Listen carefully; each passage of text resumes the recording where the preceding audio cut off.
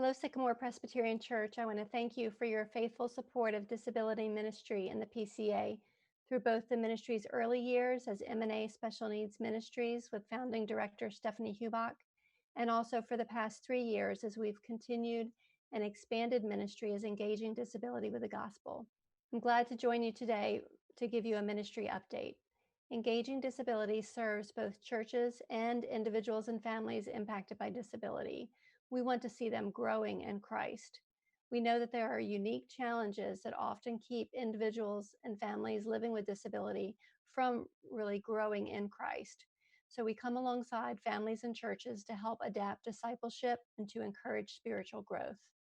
One key way is through our online trainings, and many of our online trainings since March have been designed to support families given the additional challenges related to COVID-19. We provide resources and encouragement to support at-home discipleship, family worship, and living life together during this unique season. We've also begun a new series, Q&A with Engaging Disability with the Gospel, which has answered COVID-19 related questions as well as broader disability related questions. This series has been particularly fun for me as my son Jonathan is editing and preparing the videos for posting. It's been great to work together on these. You can find them on our YouTube channel if you'd like to learn more. As a ministry, we also want to see families enfolding into church. We encourage churches to take small steps to adapt ministry for people with disabilities. These small steps can result in lasting, sustainable changes so that they can then participate more and more in worship, fellowship, and ministry alongside others. Our written and video resources, online trainings, and consultations have focused on the broad range of congregational life and ministry. We find that ministry usually begins in churches with a particular area or focus of need, and then it can broaden within the church. For example, children's ministry is usually one of the first places where people think about special needs ministry. We provide training on adaptive teaching, behavior management, and enfolding kids with disabilities into VBS, among other topics. Also, our kids do grow up, and so we also help churches think through the transition from into youth ministry and then into adult ministry. But engaging disability in other areas of church life is also important. We provide training on welcoming and enfolding people with disabilities throughout the church. One aspect is preparing those on the front lines, the greeters and ushers who offer that first contact with a visitor with special needs.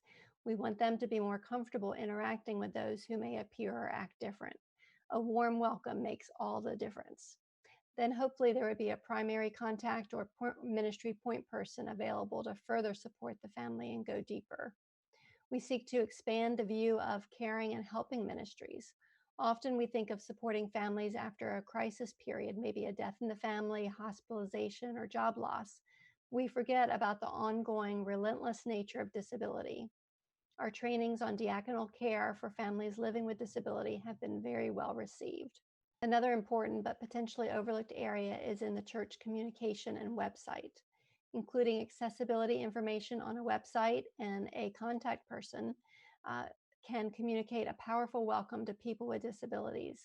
Essentially says, yes, we value you. We expect that individuals and families who have questions and needs will be coming, and we want you here.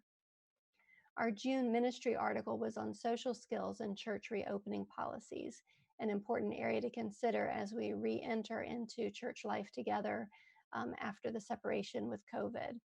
I've been leading our new Disability Ministry Toolbox series where we share books, articles, and ideas focused on various topics to support the family.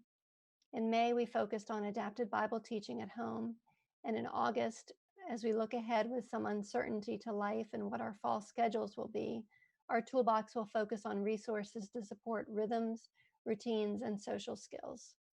After our last training, a children's ministry leader wrote, "This webinar and all those resources were so helpful. Thank you for all your hard work to put it together."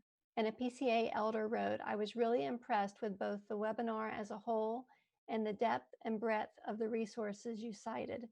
This presentation was so practical. You folks are a priceless gift to the PCA and to the kingdom." Through these online trainings and written resources, we want to encourage churches and families to take small steps of growth, knowing that these little things can make a big difference in the lives of those living with disability. So we want individuals and families impacted by disability in the church. We also want them thriving together as a part of the larger body. Our goal is for everyone to enjoy all the benefits and encouragement that come from genuine mutual relationships grounded in the gospel. Right now, many churches are so focused in on the logistics of how we meet for worship with COVID 19, but we continue to labor that churches can grow in Christ directed, interdependent relationships that build up the body and show the power of the gospel to the world around us. If you'd like to learn more or receive our monthly ministry emails, please email me or you can fill out the Connect form on our website. And we just want to thank you again for your partnership as we continue to impact the lives of families living with disabilities and to grow ministry within many PCA churches. Thank you.